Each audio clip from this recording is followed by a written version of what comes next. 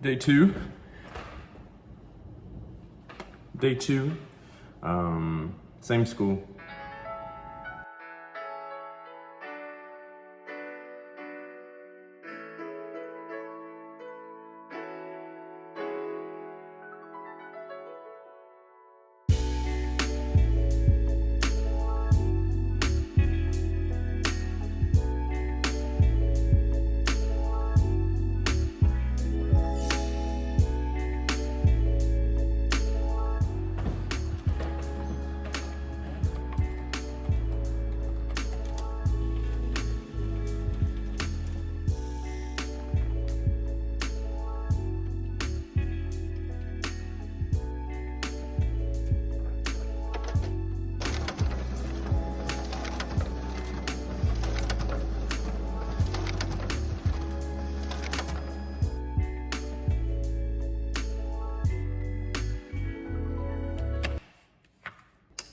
This day is usually a tale of two halves. First half, 5th grade, excellent. Second half, 6th grade, not so great. There are 2 5th grade classes and 2 6th grade classes. Both 5th grade classes are pretty good. 6th grade, not so much. The first class is really bad. It's just kind of different. There's kind of this mentality of just let it go and just kind of ignore it. And so it's challenging because there's not like any intervention going on.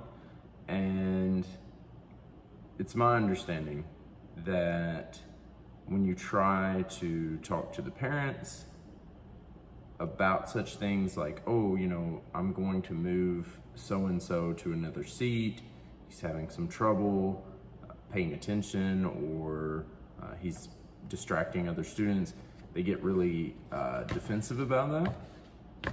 And so not much to do about it. Yeah. First couple of weeks with the more challenging class, what did I do? I just did normal stuff, like what I would do with any other class. But because of seeing some of the things and getting some more knowledge, because they don't tell you, you know, they don't say, oh, you know, this class has these behavioral disorders or these students that have some challenges. It's just kind of like, you know, good luck, figure it out on your own. And so once I finally gained that knowledge, through having to ask, you know, questions, the right questions, I made some changes to my lessons.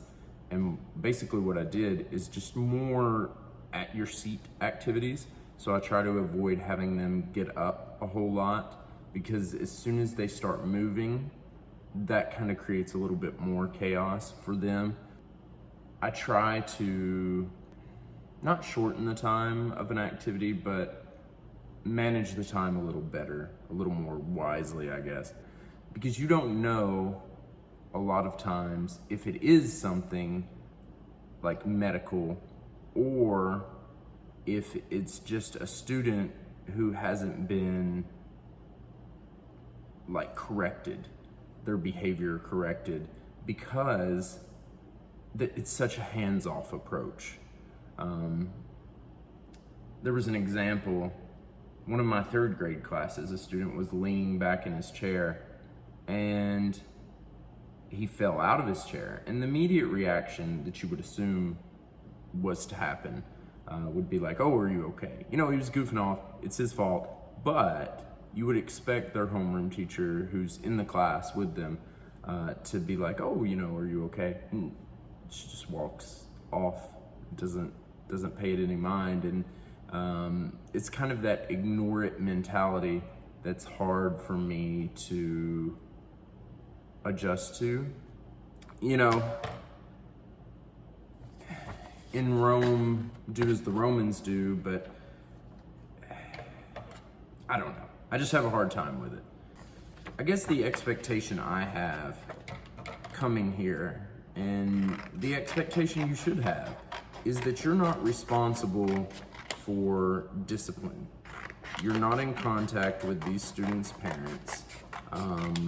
You don't have any leverage over them because you're not giving them grades. You're just kind of here to entertain. You're giving them a chance to hear English from an English speaker, which is, a really good experience for them. But all that said, it's like micromanaging almost. I think that's what I'm getting at. That's what I'm getting at here is I don't have to really do a whole lot. Like in America, discipline problems were a lot more scary, I guess. And here, they're just kind of like ticky-tack things. So I think the Korean mentality of just kind of ignoring it is a good mentality to have in a lot of ways. And I want to adopt it more. I think if it was just me in the classroom, me and the students, I have no problems just letting it go. And, when they calm down, then we move on. I can't have it both ways. Like, I want a homeroom teacher in here if something was to happen. And I think this is the point of the story here. You have to think about the pros and cons of everything. So, this is a perfect example. I can either have a homeroom teacher in here with me while I'm teaching, or I cannot. And there are pros and cons to both sides of that. The pro of having a teacher in here is if something happens, like an emergency or a student starts crying, which has happened, there's somebody in here who speaks Korean, and they can be witness to that. So it's not like, the foreign teacher slapped my face. That could certainly happen.